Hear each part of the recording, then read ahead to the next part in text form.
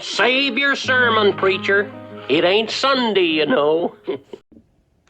Howdy, folks. Welcome to our podcast here. It's AP, Adam and Peter. I'll be Yes. your host, Adam Goetz. And I'm Peter Binder. And here we are, two seminarians talking about life. So, Peter, where are you from? So I'm originally from Marion, Iowa, which is a little suburb by Cedar Rapids. Originally went to Xavier High School. There's a lot of Xavier grads at STA, so give a short shout out to all of those people. And I'm personally from Piasta, Iowa. I'm from just this nice little quaint town just outside of Dubuque. I went to Beckman Catholic High School, Beckman Rep. Let's go. But yeah, basically both of us ended up at Iowa State last year. And let's go into a little bit about our degrees that we initially intended. Yeah, so I started out, originally was a computer science major at Iowa State. And I was only a computer science major for about a month. Just decided it wasn't for me. But right then I was taking Calculus 2. I was just really enjoying it. So I switched to being a math major, and I think Adam has his own experience with Calculus 2. I mean, personally, I went into Iowa State declared as an undeclared major, declaring being undeclared. It makes sense. And then I realized engineering was not my cup of tea. I don't like to sit down for hours on end playing with programs. And so I went into the important things of life, such as biophysics. And both of us, we took Calculus 2 together, but we were in different lectures, It was just like our souls were like following each other. Yeah. No, I'm just kidding. Calculus 2 is just a wonderful class. It's just, it's such an enthusiastic and, divinely enriching, kind of topic. So, honestly, what would we do without Steve Butler in our lives? Am I right? Yeah. Anyway.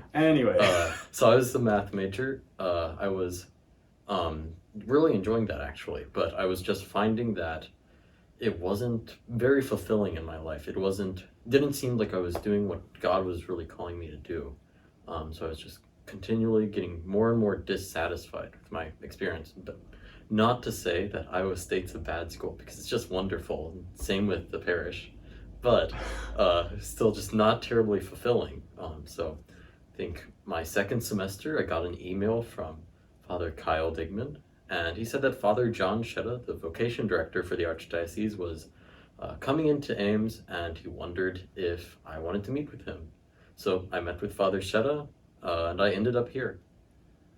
Well, he's the good cop. Here's where the bad cop part comes in. So basically, I took a few too many, wrong turns, went down too few many dark alleys, and basically I started realizing that life wasn't as fulfilling or as complete as I was hoping it would be. I thought I was going to find, happiness in changing my major and all this other stuff, but something just kind of didn't seem right, I tried to fill my life up with a bunch of material and superficial things. And so I basically, crawled onto St. Thomas Aquinas' doorstep, and Father Kyle Digman was there welcoming me with open arms, and he was like, "Come, son, I will take you in." And then, I'm just kidding, no. But basically, I went to Father Kyle, and I told him about like a lot of these feelings I was had, and he kind of said, "I think you're discerning a vocation." I was like, "Oh, okay." And so he set me up with Father Shetta, and Peter and I both went to a PETA dinner together. Yep. It's kind of like a discernment group. It's just kind of like it's like a good occasion to like pray with other men and see like if you guys are all like discerning these vocations together, And so yeah, basically both of us, we left St. Thomas Aquinas and Iowa State last semester, or well, actually last year, but in the spring semester, and we both discerned into the seminary. And now here we are at. So this is St. Pius X Seminary. It's the Vianney House in Dubuque, Iowa. And so right next to us is the Archdiocesan Center. So we live here. We're actually under quarantine here, so we've been here for about a month. But we go for classes down the road at Loris College, which is also shut down right now. So we're on online classes, but go to Loris College. We're both studying philosophy, but we're both continuing our own academic interests as well. So I'm still doing a math major. And here I am in neuroscience, so just a little bit of another, left turn at the intersection with degree change. But I'm looking into like the divisions between the mind, heart, soul, and body. And this guy, he's going into the transcendentals of life. He's just like, going into seeing God's face in mathematics. Yeah, just that unity. That's just God. What is oneness? God. Amen. Am I right?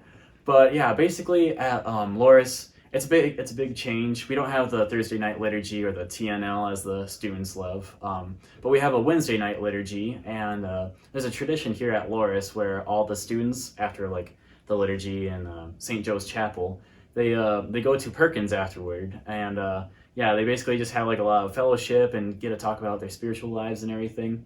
There's also a lot of other opportunities. Yeah. So there's a lot of things that go on campus put on by the Spiritual Life. It's actually kind of similar to the STA activities and the things that they put on there.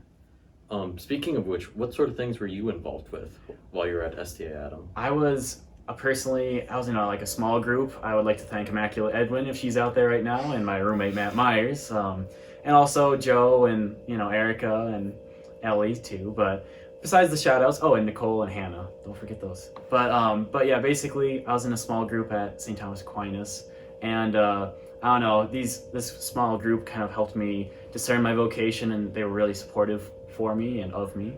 I also went on the Antioch retreat. I don't know if you went on that. No, I didn't. But it was a really, really enriching retreat, I would have to say. And I also went to like the PETA dinners, as did Peter. And yeah, I honestly got really enriched by St. Thomas Aquinas. Yeah, I was in a small group too. That was just a great experience. I taught religious ed for high school freshman boys. That was also really good, just to get that experience, looking at the faith with other people and really getting excited about the faith in that way. It's really just incredible. There's all these great programs that are at STA. It's almost as if the priest in the past really did a great job of setting those up. Yeah, I wonder what incredible priest could have built up such a grand community known as St. Thomas Aquinas. Wasn't that Father John Chetta? Father John Chetta. I mean, the second oldest vocation director in the entire world, it seems. Wow. I mean, it makes you wonder what kind of schmuck they have there now. I mean, probably some guy from, I don't know, Makokada or something. I really hope he carries on just the legacy of Father Chetta. I mean, those are some pretty big shoes to fill. I mean, it's really undoubtable.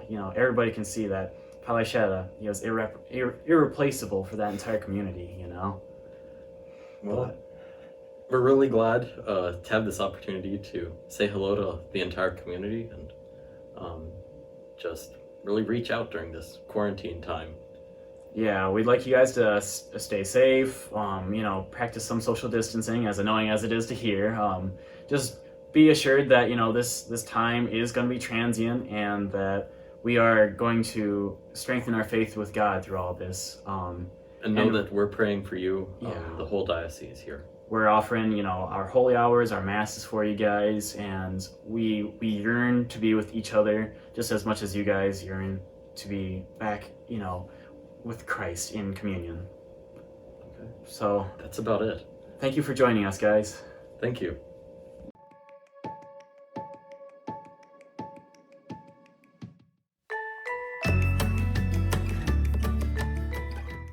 Is old man Chetta still at STA these days?